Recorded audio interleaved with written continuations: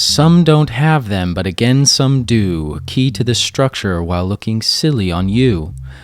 Like those in the sea, serving an alternate end. Without them you'd die, if you'd wish to descend. Welcome to the Gnome Grown Podcast. I am Tanner Prittis, cultivator and lover of fungi. You can follow me on Instagram and Reddit at Gnome Grown Mushrooms. And check out my website, gnomegrown.biz, for all your cultivating needs. In today's episode, we're going to be inoculating with spores. We're going to be talking about spores and how to use them. So spores are basically the genetic material that is produced by a fungus. Each mushroom or fungus can produce millions and millions of spores. So yeah, let's get into it. So what we're going to be doing is first, I'm going to be showing you how to properly take a spore print. So, always make sure that you are using sterile practices. I always use gloves because your hands are just full of contaminants. And then you're going to make sure you want to clean your surface. Obviously, our surface here isn't as sterile as it should be, but that's okay. This is for teaching purposes. So what you're going to do, so when you find a mushroom, you're going to take the cap of that mushroom and remove it.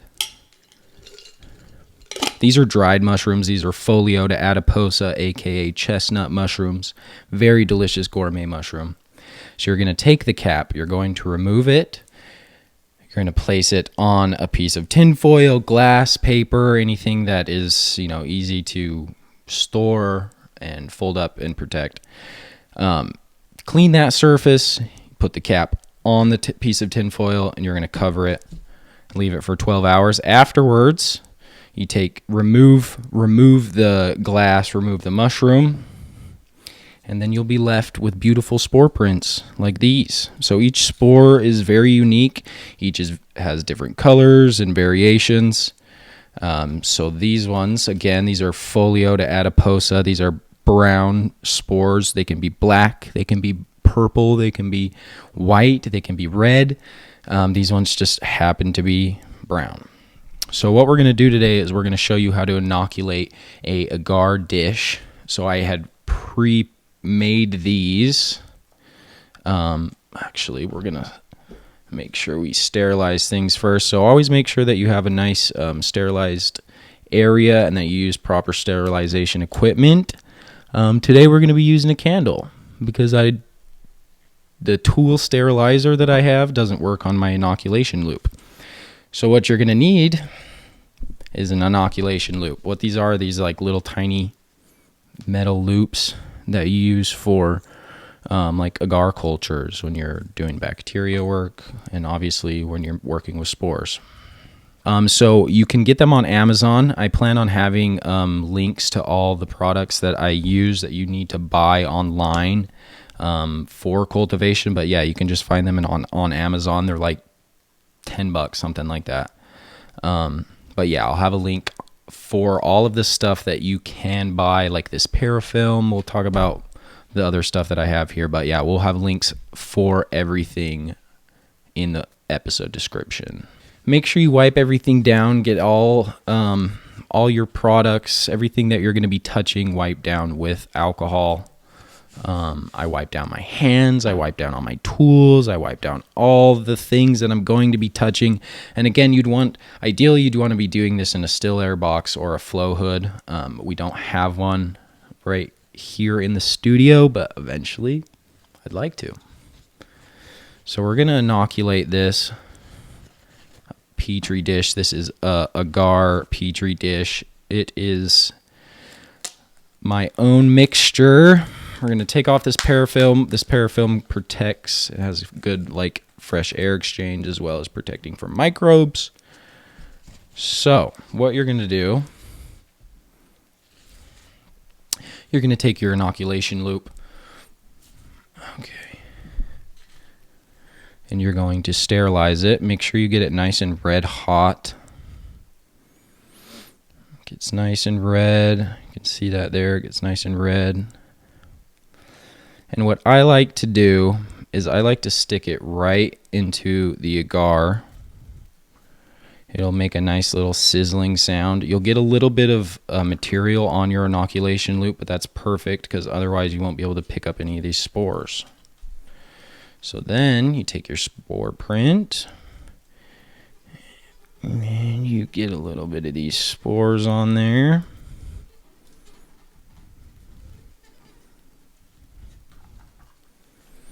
And you put a little bit on there. Get a little bit more. So depending on the size of your culture or the size of your dish, you can do a couple different like satellite contact points. So since this one is fairly large, we're going to do a couple. We'll do like 4. But again, when you're doing these transfers, you want to have as much time, as little contact with like the outside air as possible. So very quick movements, and then you put the dish right back on. So when you inoculate these, this is my favorite way to like cultivate with spores, because a spore print in its nature will become contaminated because a mushroom itself, it's in the open air. So when it drops these spores, it's going to have contamination. So this is the best way to grow out a culture and then have a clean culture for cultivation uses afterwards. So we've got all that done. I'm just going to sterilize this real quick since we're just sitting here. So yeah, we got the spores in the agar dish. Now, whoops. Let's close this up. Those are for sure contaminated. That's okay. You can always just grow another batch and get some more spores. And now, so now you have this inoculated culture. And so you're going to take parafilm. Parafilm is like a little barrier. You can use like micropore tape or anything like that, and we'll give you links for these as well. So I like to take 3 little sections, and you wrap this around the edge. And this protects from microbes. It also helps with fresh air exchange, and just protects your little culture in there. So make sure you cover all the sides. You get it all the way around. And make sure all the openings are done. So yeah, that's what it looks like. Now you got a nice dish. This is going to start producing in 10 to 20 days. You'll start seeing little bits of mycelium, little white bits. This species itself does have a whitish mycelium. I do have one that's clean. I did this one under my flow hood. This one hasn't quite produced yet, but you can also see the little colonies in there. But yeah, so definitely going to be a better production if you do it underneath a flow hood or in front of a flow hood. But yeah, we're going to see how these produce. So we'll see their production afterwards. And then next episode, we're going to teach you how to make your own agar dishes. So these are ones that I make at home. These are like what I started on. These are great. They're really easy to work with, but like if you don't have a flow hood, it's really hard to keep everything uncontaminated. What is a flow hood? A flow hood is like so basically it's like a vent or a fan that sucks air into a box, and on the front of the box it has a filter on it, and that filter is a HEPA filter. It's rated to like 0.3 microns. So basically it gets all the spores, all the bad junk that's floating around in the air constantly, and it filters that out. And it's a laminar flow, which means it's an unbroken flow of air, and it's pushing clean air over all your cultures, whatever you're working on, so that all of the contaminants are like, it's like a negative airflow, keeping everything clean. And so whenever you're working with this, like we're working with microscopic things, so we always want to have a clean and sanitized station. We're going to have a whole episode about all of that. But again, next episode, we're going to be teaching you how to make your own agar dishes at home for cheap without a pressure cooker. Because one of the hardest things, one of the biggest like steps in cultivation is buying the right tools. There's a lot of money that goes into this hobby. So when you can find any place where you can do it DIY by yourself at home without, dumping a bunch of money. It's always better. So we're going to teach you how to do these next time. This is a hen of the woods, my Maitake culture. I'm super excited to get this onto grain. Super pretty culture.